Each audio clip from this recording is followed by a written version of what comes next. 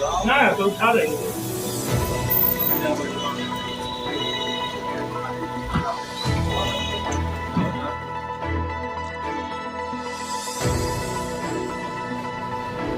देखिए, कल दिनांक 20/11/2023 की घटना है।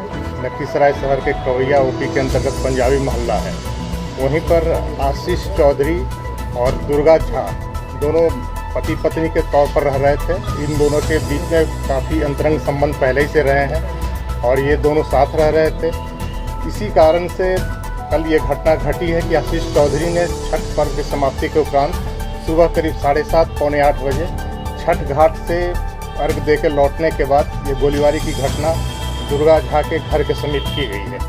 इस गोलीबारी की घटना में कुल 6 लोगों को गोली लगी थी, जिसमें अभी तक दुर्गा झा लड़की का देहांत कल पटना में हुआ है और उसके जो 2 भाई थे चंदन झा और राजनंदन झा, इनकी घटनास्थल पर मृत्यु हो गई थी।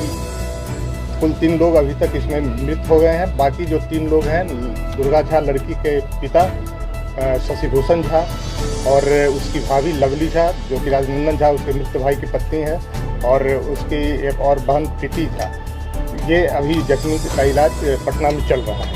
पूरे घटनाक्रम के पीछे का जो बैकग्राउंड है वो ये है कि इन दोनों के बीच, आशीष चौधरी और दुर्गा झा के बीच काफ़ी पहले से प्रेम संबंध था और इन लोगों ने शादी भी कर ली थी।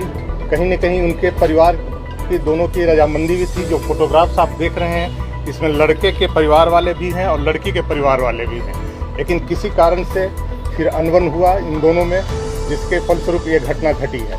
और उनके घर से, घटनास्थल के पास से एक नोटबुक प्राप्त हुआ है।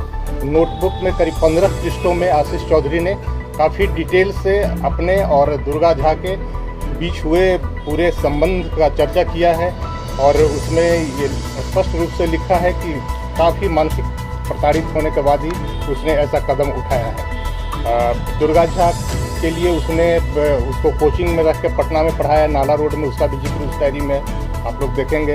और हॉस्टल में, गर्ल्स हॉस्टल में रख के कोचिंग करवाया बैंकिंग के लिए। अपना हिस्से की ज़मीन उसने बेच दी अपने भाई के नाम से। उस पैसे से उस दुर्गा झा को पटना में रख के पढ़ाया और सारा पैसा खत्म कर दिया। और इसके बाद वो लड़की तो कैसे दुराव उससे हुआ, इसकी जिक्र भी उस डायरी में है। और उसके परिवार वाले ने फिर बाद में उसको तनिष्क का एक शोरूम है हथुआ मार्केट में पटना में, वहाँ सेल्समैन के रूप में उस लड़की को रखा। और इस डायरी में जो अंकित है कि लड़की वहाँ जब काम कर रही थी दुर्गा झा, तो वहाँ फिर किसी और लड़के से उसका अंतरंग संबंध हो गया है। और इसकी जानकारी जब आशीष चौधरी को हो गई है तो इसके बाद इसने इतना बड़ा कदम उठाया है। और इसमें जो उसने अपना 15 पृष्ठों में जो बयान दर्ज किया है अपना, उसमें इसने उल्लेख किया है कि काफ़ी सोच विचार करने के बाद, काफ़ी मानसिक रूप से प्रताड़ित होने के बाद ये घटना उससे किया है। और ये घटना तो जघन्य है, लेकिन पुलिस इसमें काफ़ी त्वरित कार्रवाई करते हुए इसमें जिसने लाइनर की भूमिका निभाई है, जिस लड़के ने, उसका नाम है राजन पासवान उर्फ समीर राज। इसकी गिरफ्तारी हो गई है। पूरे CDR के लोकेशन से, वैज्ञानिक अनुसंधान से यह साबित हो गया है कि पूरा घटना का लाइव लोकेशन आशीष चौधरी को ये समीर पासवान दे रहा था। CDR से बात प्रमाणित है कि हर 15 मिनट पर, 20 मिनट पर 4 कॉल है।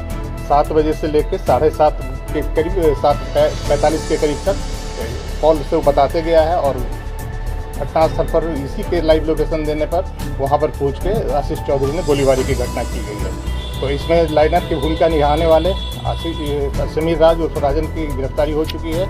और एक और व्यक्ति की गिरफ्तारी हुई है, उमेश साहु की, जिसके बारे में अनुसंधान में और साक्ष्य आए हैं और उस पर साक्ष्य संकलन किया जा रहा है साक्ष्य को संपुष्ट करने के लिए। इसके अतिरिक्त अन्य लोग पर भी अभी पुलिस की नज़र है। जो अनुसंधान में जो तथ्य आए हैं उसके लिए हम लोग प्रयासरत हैं। किसी भी कीमत पर हम लोग आशीष चौधरी को छोड़ने वाले नहीं हैं। ये घटना उसने किया है, मानसिक रूप से भले ही प्रताड़ित हुआ हो, लेकिन घटना जघन्य है और अपराध के दृष्टिकोण से ऐसी घटना को पुलिस कभी बर्दाश्त नहीं करेगी। और इस पर हम लोग काफ़ी कार्रवाई कर रहे हैं। रात में भी रेड हुआ है। आज भी आशीष चौधरी के जो संभावित ठिकाने हैं पुलिस के नज़र में, उस पर पुलिस की टीम जा चुकी है और दूसरी कुछ टीम भी रवाना हो रही है उसकी गिरफ्तारी के लिए। और उम्मीद है कि जल्द ही हम लोग आशीष चौधरी को भी पकड़ने में कामयाब हो पाएंगे और आशीष चौधरी को निश्चित रूप से पुलिस पकड़कर कार्रवाई करेगी। ये डायरी लिखने से ये नहीं अंदाज़ा लगता कि ये सकीरा आशिक के साथ साथ सातिर भी है। आप कह सकते हैं सातिर भी है, और इसके कुछ क्रिमिनल हिस्ट्री भी मिले हैं। जो पहले किसी मामले में ये जेल गया है तो उस पर भी हम लोग देख रहे हैं उसको बढ़िया से कि किस तरीके उसका रिकॉर्ड अभी निकालना पड़ेगा, क्योंकि 2007-8 का मामला बताया जा रहा है। तो उसके रिकॉर्ड को हम लोग देखेंगे कि उसमें किस कारण से उसको जेल जाना पड़ा था।